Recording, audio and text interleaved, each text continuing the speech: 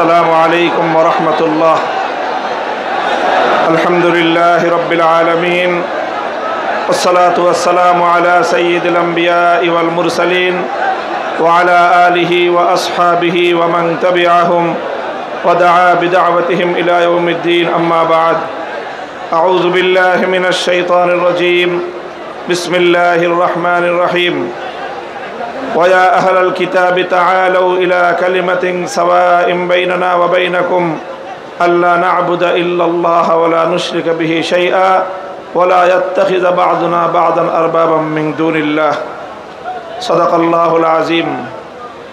ইসলামী আন্দোলন বাংলাদেশের উদ্যোগে আয়োজিত চরমনাইর দরবারে অনুষ্ঠিত আজকের এই ঐতিহাসিক ওলামা মাশায়েখ সম্মেলনে উপস্থিত ইসলামী আন্দোলন বাংলাদেশের মোহতারাম আমির পীর সাহেব চরমনাই সৈয়দ রেজাউল করিম হাফিজাহুল্লাহ, অন্যান্য শীর্ষ ওলামায়ে কেরাম এবং সমবেত ওলামা মাশায়েখ, আমার প্রাণপ্রিয় ধর্মপ্রাণ মুসলমান ভাই ও বন্ধুগণ,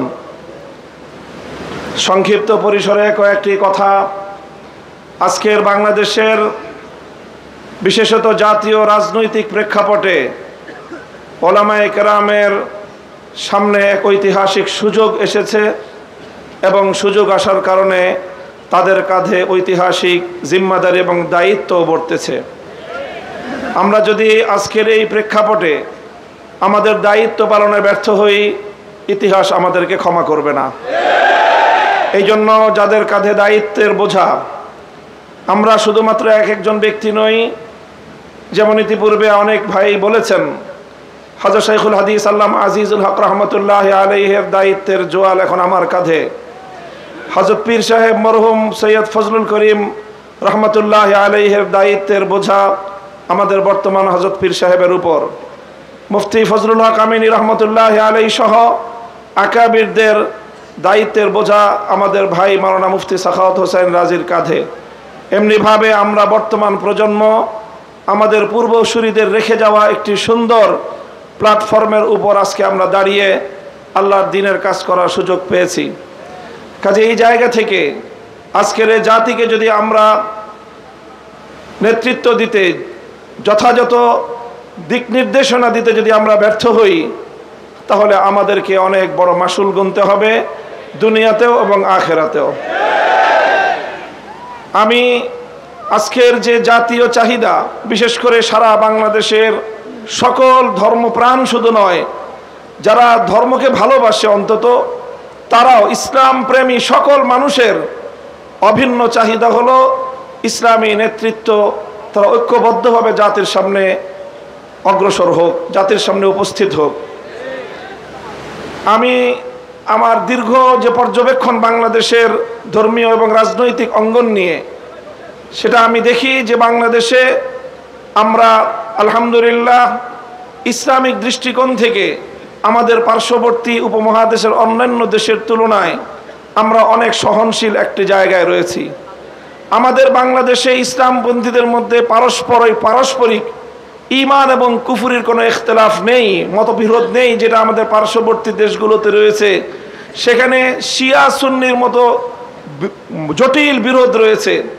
এরপরও সেই সকল দেশগুলোতে আমাদের ওলামায়ে দেওবন্দ তারা নেতৃত্ব দিয়ে সেই শিয়া সুন্নি সহ অন্যান্য বাতিল পন্থীদেরকেও বৃহত্তর ঐক্যের মধ্যে তারা তাদেরকে সামিল করে জাতির সামনে ঐক্যবদ্ধভাবে নিজেরা উপস্থিত হয়েছেন। তা আমি মনে করি বাংলাদেশে এখন ইসলামিক অঙ্গনে 4টি পক্ষ রয়েছে, যাদের মধ্যে আমাদের মধ্যে বিভিন্ন শাখাগত, ফিকহি মাসআলাগত এবং বিভিন্ন আকীদার খুঁটিনাটি বিষয়ে, ঈমান এবং তাওহীদ এবং রিসালাত আখিরাত ছাড়া আকীদাগত অন্যান্য কিছু বিষয়েও আমাদের মধ্যে মতপার্থক্য রয়েছে।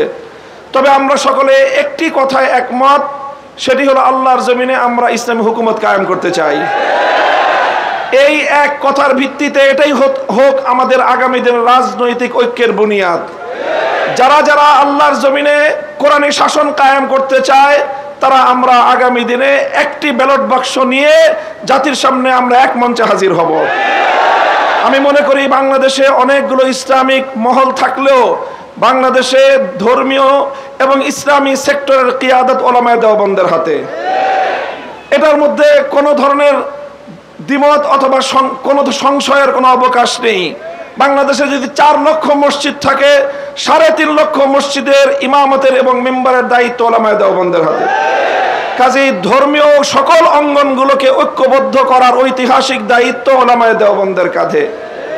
আর এ কথা অস্বীকার করার কোনো উপায় নেই। দেওবন্দি ওলামায়ে কেরামের সাথে সংশ্লিষ্ট যতগুলো রাজনৈতিক সংগঠন রয়েছে, তার মধ্যে সর্ববৃহৎ রাজনৈতিক সংগঠন ইসলামী আন্দোলন বাংলাদেশ। কাজেই সেই জায়গা থেকে ইসলামী আন্দোলন বাংলাদেশের দায়িত্ব সবচেয়ে বেশি। আলহামদুলিল্লাহ, আমি সাক্ষী দিচ্ছি লাখো জনতার এই মজমায় আমরা হযরত পীর সাহেব চরমনায় সৈয়দ রেজাউল করিম সাহেব হাফিজাহুল্লাহর মধ্যে সেই উদারতা এবং সেই আন্তরিকতা আমি প্রত্যক্ষ করেছি, আমি সাক্ষী দিচ্ছি। এই জন্য আমরা আশাবাদী আগামী দিনে ইনশাআল্লাহ আমাদের ঐক্য প্রতিষ্ঠিত হবে। এই জন্য আমাদের যেই কথা আমরা একমত, সেটা হলো আগে আমাদের ওলামায়ে দেওবন্দের নেতৃত্বে যে সকল রাজনৈতিক সংগঠনগুলো পরিচালিত হচ্ছে, আমরা আমাদের মধ্যে আমাদের ঐক্যকে আরো সংহত এবং মজবুত করব। ইতিমধ্যে আমির হেফাজত আল্লামা শাহ মুহিবুল্লাহ বাবুনগরী হাফিজাহুল্লাহর পক্ষ থেকেও আমাদেরকে সকল সংগঠনকে এই দাওয়াত দেওয়া হয়েছে। কাজী ইনশাআল্লাহ আমরা আশা করছি যে অদূর ভবিষ্যতে অনতিবিলম্বে আমাদের ঘরানার সবগুলো রাজনৈতিক সংগঠন আমরা সীসাঢালা প্রাচীরের মতো ঐক্যবদ্ধ হব। এরপরে বাংলাদেশে অপর 3টি ইসলামী ধারাকেও রাজনীতির ক্ষেত্রে আল্লাহর জমিনে ইসলামী হুকুমত কায়েম করার জন্য তাদেরকেও আমরা তাদের কাছে দাওয়াত নিয়ে যাব ইনশাআল্লাহ। সেটা হলো, একদিকে বাংলাদেশে আরেকটি অঙ্গন রয়েছে আহলে হাদিস সম্প্রদায় হিসাবে বিশাল একটা সম্প্রদায় বাংলাদেশে রয়েছে। আমার যতদূর জানা, তারাও এই বিষয়ে বর্তমানে অতীতের যে কোনো সময়ের তুলনায় উদার দৃষ্টিভঙ্গি লালন করছেন। ডক্টর আসাদুল্লাহ গালিব এবং মৌলানা আব্দুর রাজ্জাক বিন ইউসুফের নেতৃত্বে আহলে হাদিস ভাইয়েরা তারা রাজনৈতিক অঙ্গনে ওলামায়ে উম্মতের সাথে ওলামায়ে দেওবন্দের সাথে ঐক্য করার জন্য তারা প্রস্তুত রয়েছেন।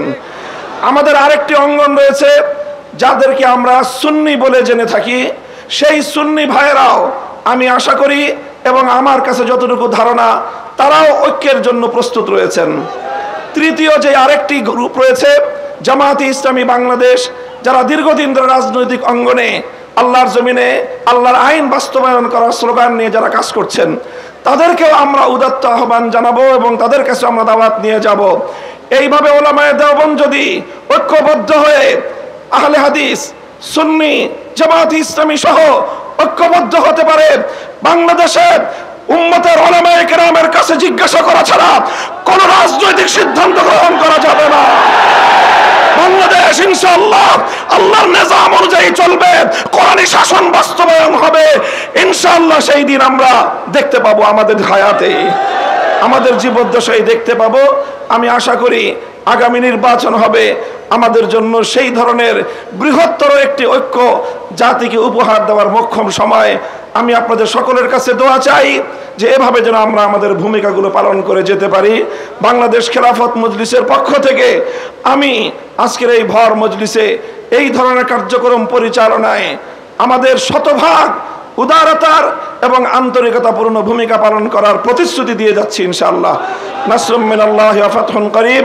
আসসালামু আলাইকুম ওয়া রাহমাতুল্লাহ।